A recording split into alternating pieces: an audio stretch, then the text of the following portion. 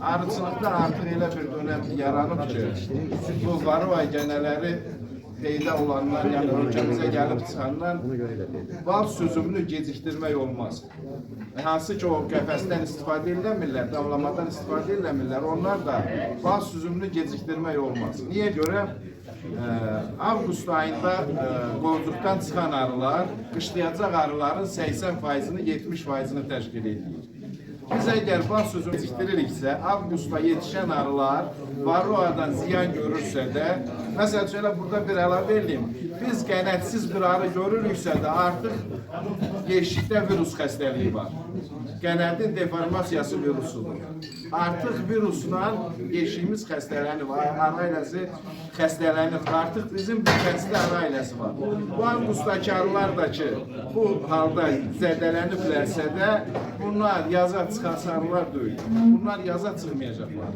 Ona görə də balasız dönəm yaratmaq mütləq lazım gəlir. İndi Xəyal müəllim o barədə danışdı, gözəl bir üsuldur, gözəl bir metoddur.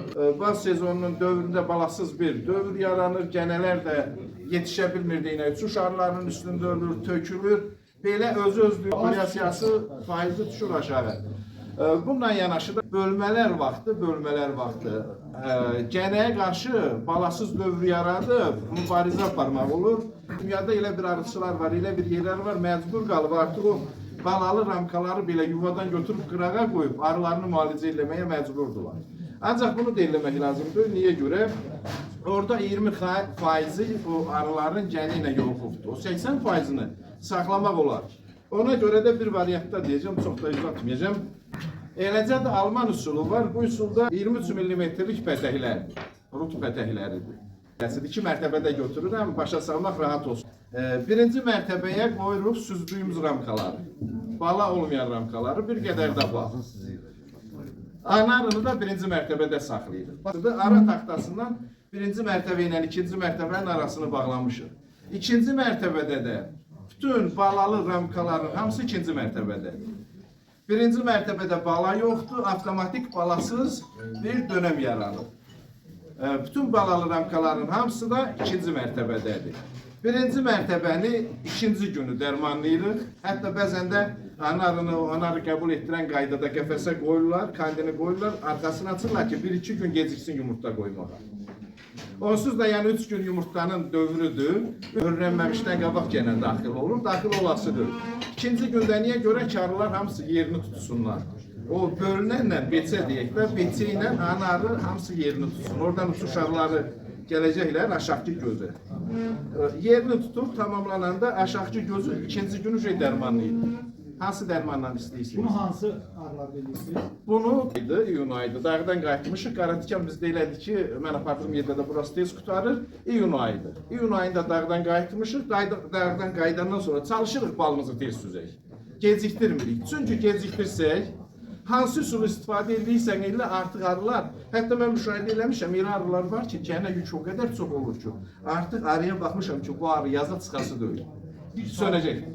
Bəli. Bax, deyirsən qaydanda görürsən, orada siz nədən istifadə edirsiniz oraya gedəndə? Ana keçməzdən? Yox, mən elə bunu danışmaqda məqsədim odur ki, ana keçməzdən həmişə hamı istifadə ediləmir.